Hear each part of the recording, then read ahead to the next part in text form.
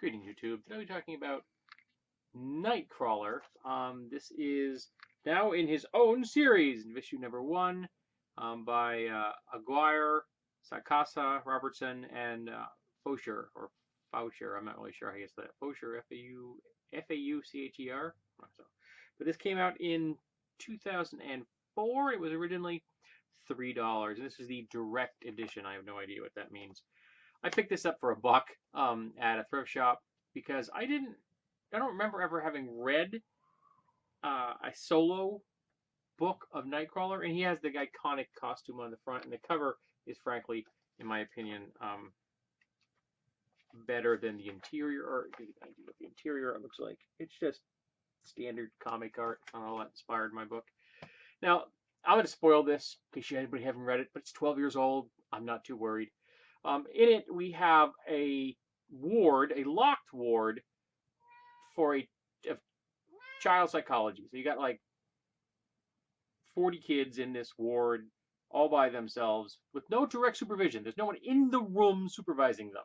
There's a security guard that comes by to look into the room on a regular schedule.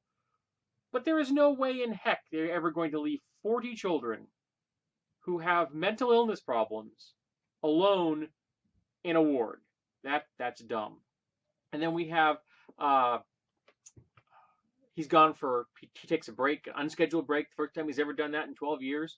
And he comes back, there's one kid alive, and all the rest have either been killed or horribly maimed and mutilated and things like that. So there's an investigation. And for some strange reason, after the cops and the FBI have been involved, who have cleared the guard somehow,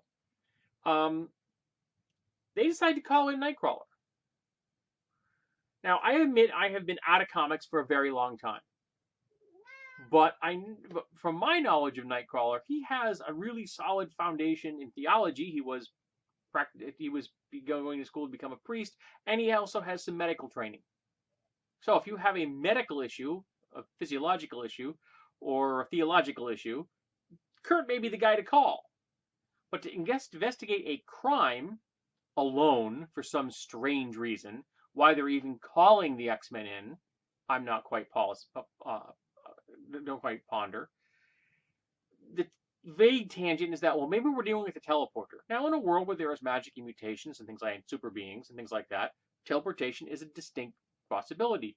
There's also the possibility that someone with Watcher level power just decided to kill everyone in that room because there are people like that exist in the Marvel Universe. They could just will an entire room full of people dead. I can't imagine it makes investigating a crime really all that easy. So, for some strange reason, they call in Nightcrawler. Now, it would have been a lot smarter if you're going to send a solo mutant into the situation to send in someone, say, like Logan, who has an incredible array of senses that might have actually gotten some information out of the crime scene.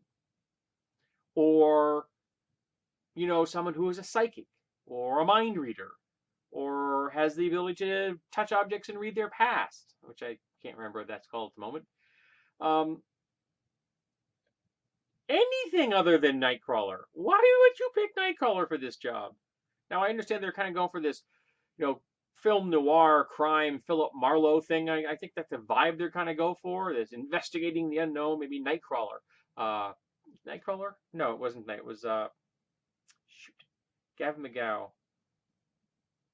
Night Stalker. Maybe they're going for a Night Stalker vibe. I'm not positive. But I just, from the get-go, I'm reading like, what?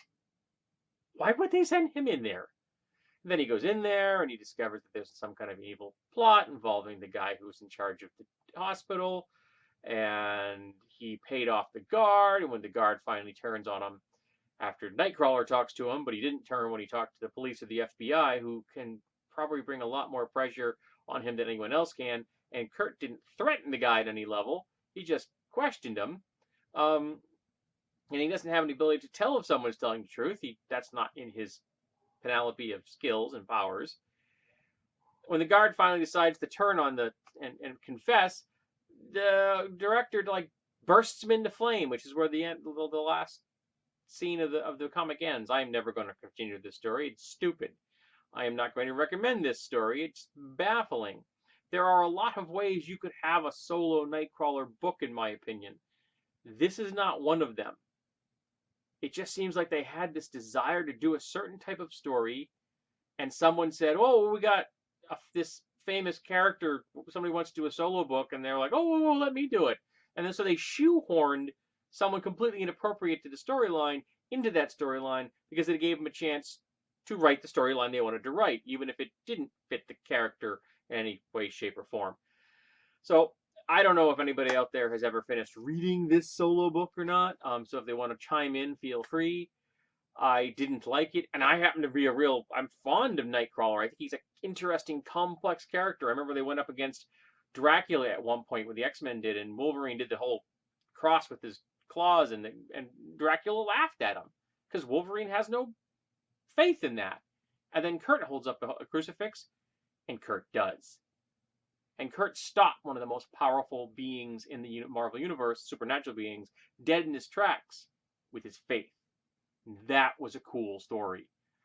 This is not a cool story. I think they wasted the character's potential. They shoehorned him into a story that he had no business being in, and I'm not sure what their reasoning was. If they had any reasoning other than, we really want to write this story, and this is the only character we can get our hands on to write it. Yeah.